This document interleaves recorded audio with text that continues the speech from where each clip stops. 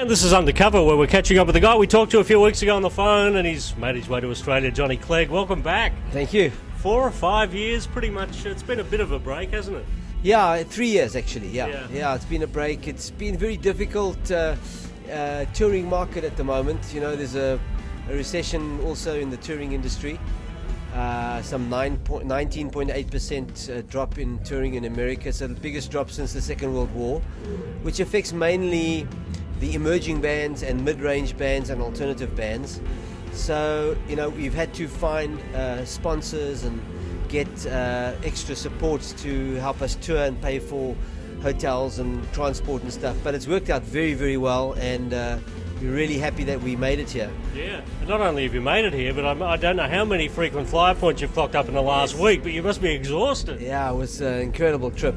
Yeah. From Morocco, well, Paris to Morocco, back to Paris, back to Joburg, and straight across to Perth. Yeah, and that Morocco show, that was massive, wasn't it? Huge show, I believe.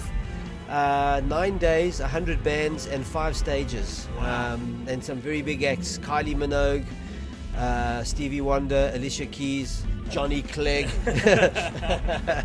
And speaking of Johnny Clegg, particularly in that part of the world, you're very well known in that part of the world, particularly in France. Yes. And you know, you've got some sort of a knighthood. Do I call you Sir Johnny? It's the Order of Knights and Letter. It's a Knight of the Order of Letters, French. It's a cultural award reserved for people who have reached the highest point in their particular career or status or whatever it is that they do, which was given to us by the government of France, 1989, I think. Also, we tour a lot in the French connected countries like Algeria, Morocco, Martinique, Guadeloupe, French Guiana in South America, everywhere where French is spoken, in Canada, in Quebec. In fact, we had a number one about 15 years ago there. So, you know, it's really enabled us to get around and tour. So the French base to our support is very important to us. Yeah. We're touring with a remarkable band at the moment. Some of them go back many, many years with you, don't they? Yeah. The oldest member is my big mama, Mandisa. She's been with me 22 years. The musical director of the band is Andy Innes. He was with Savuka, and he's been with me 16 years. And then most of the other guys are new blood that have come in. Savuka broke up in 1994, and the three of us continued. And you know, we've had new bass players and new drummers coming in and out, but my latest drummer's been with me some 10 years now. Right. And I guess, you know, because you've had such a long career, it must be difficult to put sort of the anthology together every night when you do go out on stage. Yeah, it's been hard to choose songs, you know, because we don't know what the Australian Territory knows about us.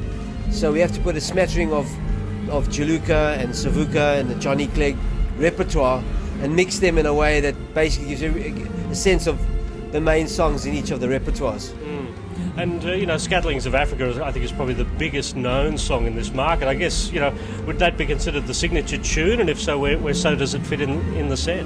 Yeah, it comes in the second half. But the second half really is a build of most of our old and new hits. So they get the audience gets smatterings of the last new album. And then, you know, stuff that we've done over the years that there's songs that are very good show songs. They're live. They work well live. Some songs don't work well live. And so we have 20 albums to choose from. So we tend to have a very nice paced show, and nothing sounds like the last song. You know, it's not more of the same. Yeah. Every song is different. It offers out different ideas, melodies, rhythmic frameworks, dances. There's a lot of dancing, so the show is very visual, as well as, you know, having a lot of world music crossover mixture, singing in Zulu and English, etc. So it's a very interesting musical feast. The White Zulu, when were you first called that? I was about 16. Wow. By people in Soweto. It was a kind of a joke because, you know, I was the only white kid playing Zulu street music, so there's no white Zulu. But, you know, you were actually born in the UK. Yes. So how old were you when you first moved 6 to months South old when I left the UK. Okay. And I grew up in Zimbabwe, South Africa, and Zambia. Mm-hmm. So I had, I was a real migrant worker, in my own right, because by the time I had finished my primary school year, I'd done 6 schools in 3 different countries. Wow.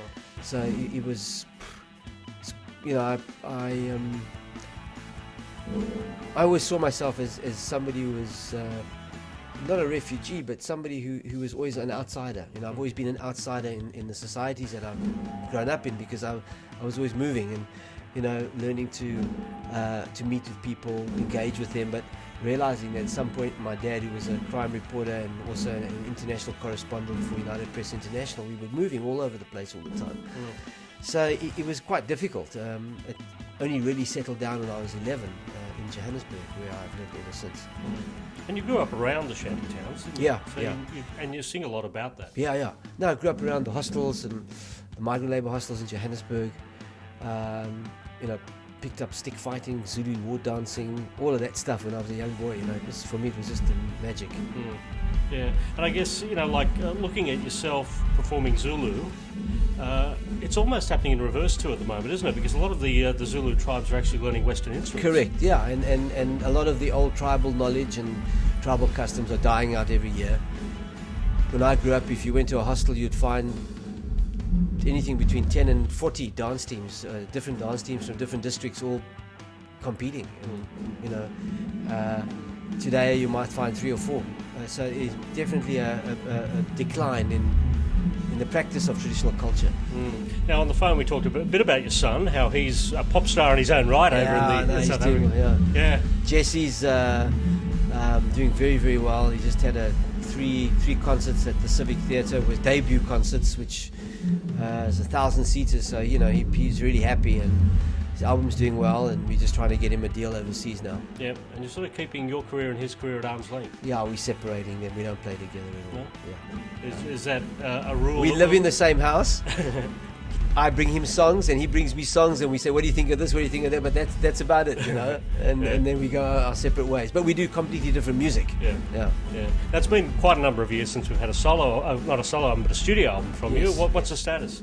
Status is it's finished. It's a live album, 100%, no machines. We want a completely organic album, and I've really enjoyed playing with a lot of the musicians, French drummer, the ex-keyboard player, from Level 42.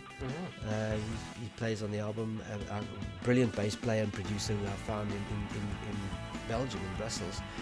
He did 1 or 2 Chuluka songs for me, and I was really impressed with his bass playing, and he actually produced the album, so it's very, very nice. Okay, title yet?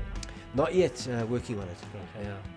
And here he is, folks, Johnny Clegg. He's around Australia at the moment. Do check out the dates. And Johnny, it's great to catch up with you. Face to face, finally. Cheers. At Undercover. Thank you so much.